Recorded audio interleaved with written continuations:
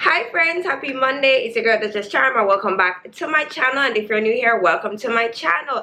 It is Crime and Conviction Day, and today we are doing the famous Buju Banton intro.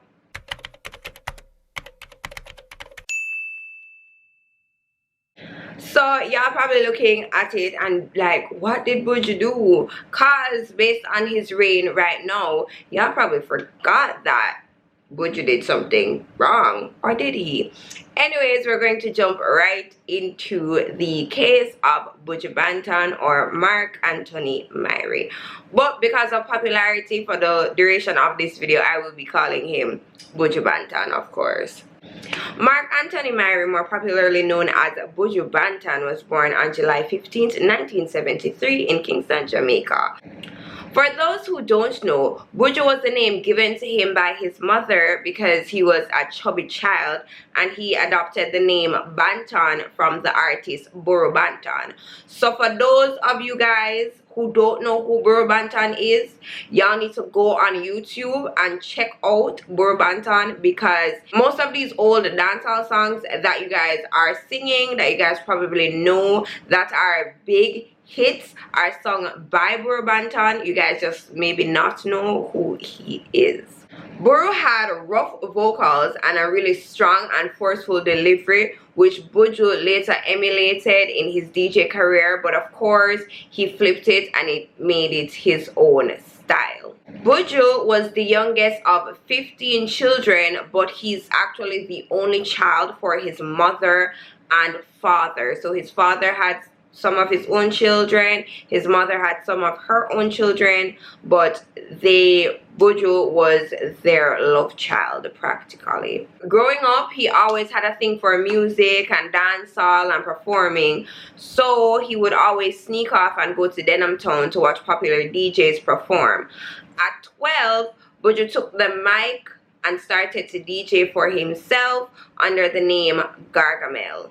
In 1991, Buju got together with the Penthouse team and Dave Rude Boy Kelly and put together his first single, Man for Dead.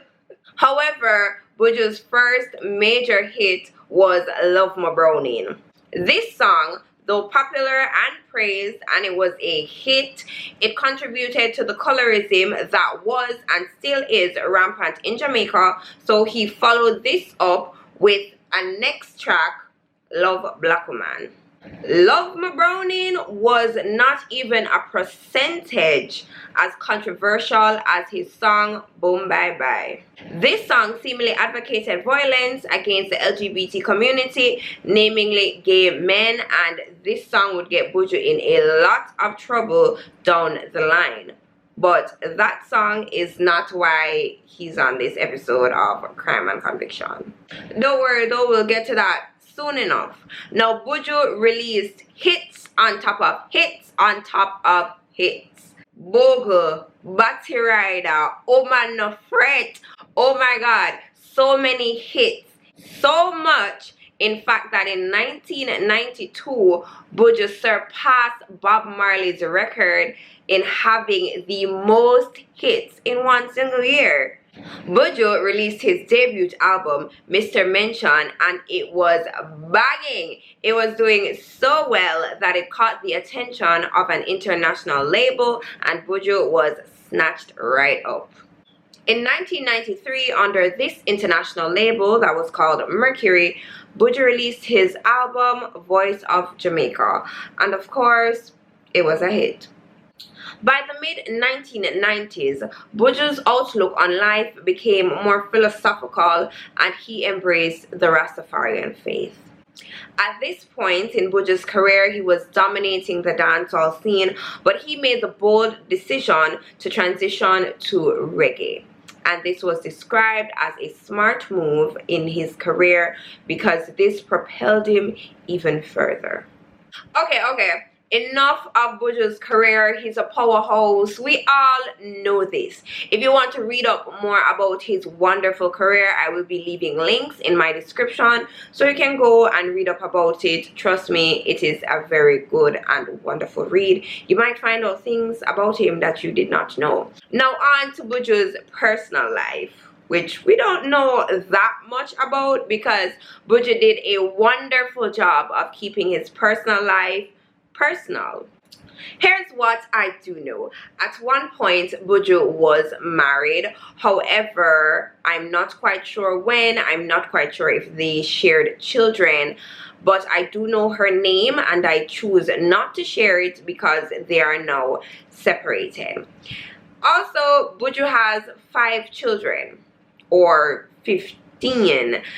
That is unclear as well. When you actually Google it, you can see his 5 children listed out. There's other sources that say 15. I do believe it's more than 5, but I'm not quite sure if it's as many as 15 because in the 5 that are listed on Google, he has a popular daughter and she's not listed on that 5, so I believe it's more than 5.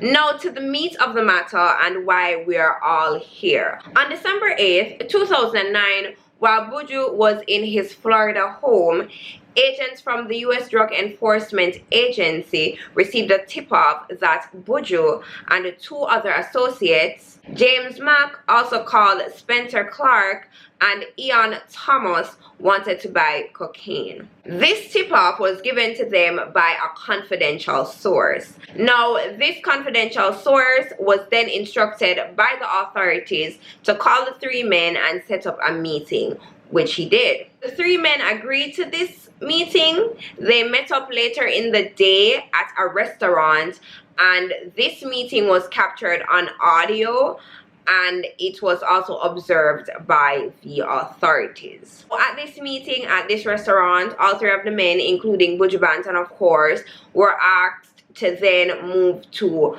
a warehouse which was a more secure location. Now at this warehouse, it was a police operated sting warehouse. So Ian and Buju were then shown 20 kilograms of cocaine that was in a vehicle parked in the warehouse.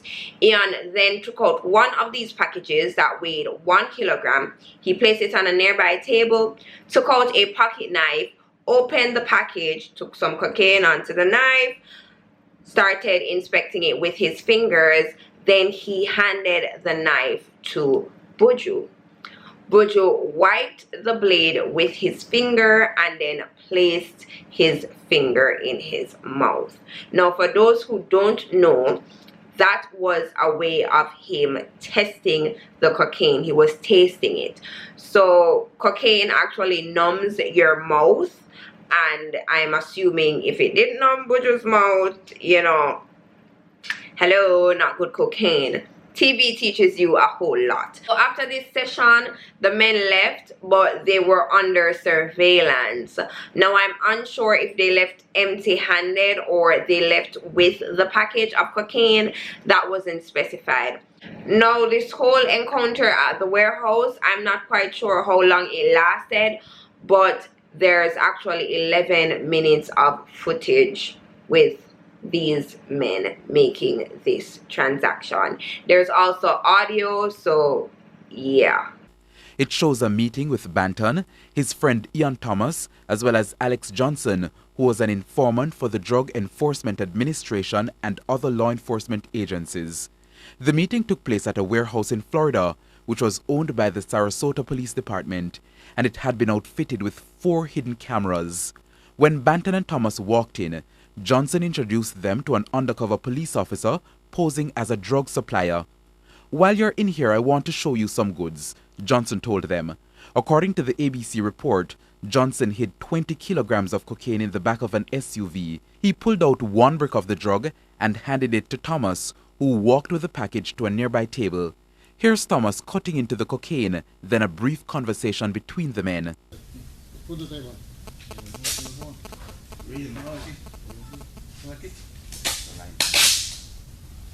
Then shortly after, Thomas got on the phone with a contact he said was in Georgia looking to buy. Yeah, man, come on up, man, and we can talk. Yeah, come up and talk. Man, if you want to come, you want to come this evening, man, I'm here. In the video, Banton also spoke about trust. As long as everything is straight, man, trust me, it can happen. Junior, one. That's my thing. As long as you good, I know he's good, he know I'm good. Okay, I know that guy's good, because you know what? You're not going to see him. All you're going to see is me. The full video is about 11 minutes long. It ends with the men, including Banton, leaving the warehouse.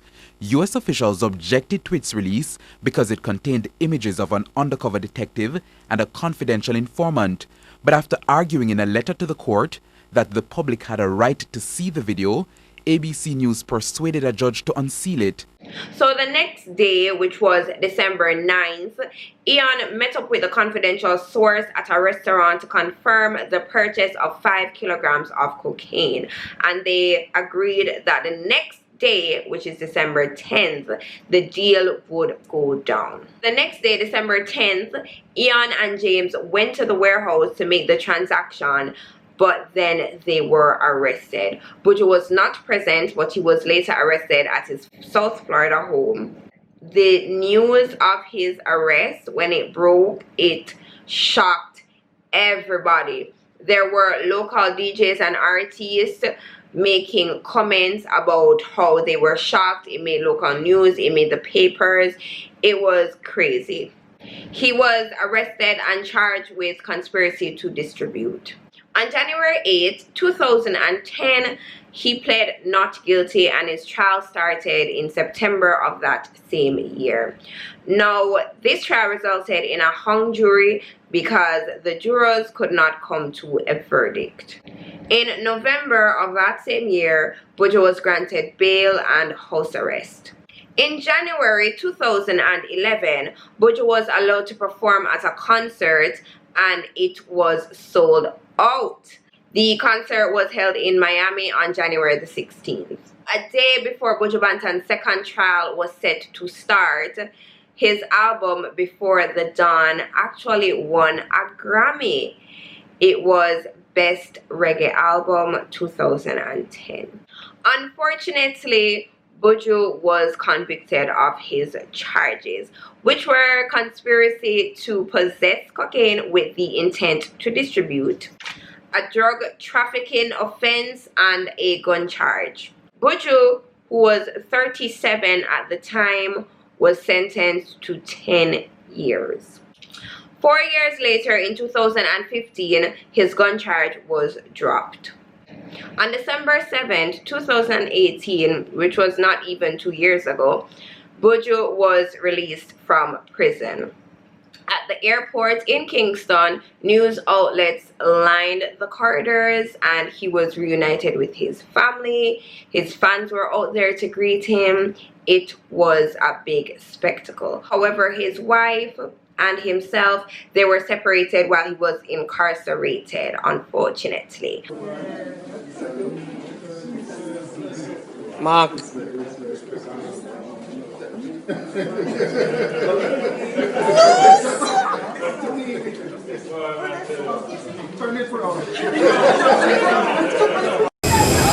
want to eat, that's what it is. What up, here? What up, here?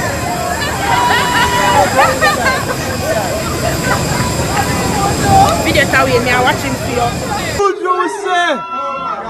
Them are going to that little bit. Buju was said. No, you can't bounce from someone on our video. Yeah, right. Buju! Buju! Horace Chang, the security minister, stated that Buju would not be getting a hero's welcome when he returned to Jamaica because at the end of the day, he committed a crime, which is something that I agree with. Since his return, Buju has been in the papers, he's been on social media, he's been making music, he's been keeping to himself, and he had his first concert, Long Walk to Freedom, on March 17th, 2019, which I attended.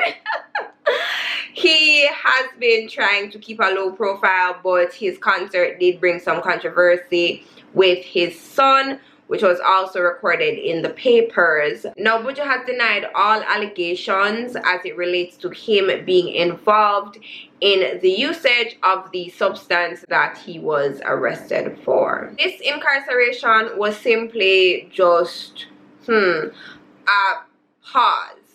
You know, it was just a pause. He went to prison for those, 8 years, about that time. And then press play and he's back on the streets and he's just living his best life. As you can see, I am a Buju fan, but at the end of the day, he did do something wrong. You do the crime, you do the time, and Buju has done the time. He just seems like a humble person at the end of the day, and I do like his demeanor, and I feel that he has a beautiful spirit, and I think that is why I like him. I think that's why I like him as an artist.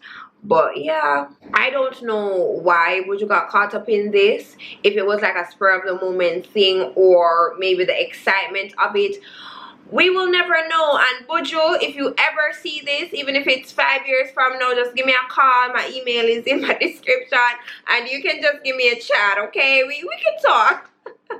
Even during his trial, there was someone that took the stand that said, Buju and himself, they were talking about drugs on an airplane coming from one of his shows.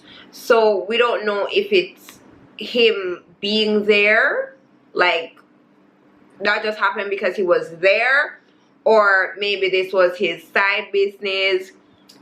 The world will never know. Or maybe one day Buju will come out with a tell-all or a book. Hopefully he comes out with a book. I would love to read his book. But yeah, that is all I have for today's crime and conviction. That's all the information I have for you guys. So thank you guys so much for hanging with me on this here Monday on the crime and conviction day. And remember, I will not be here next week, but I will be back the week after that. So enjoy your Monday, enjoy the rest of your week, and I will see you when I see you. All right, remember to be a beautiful soul, not just a gorgeous face. And then that was and still is shit.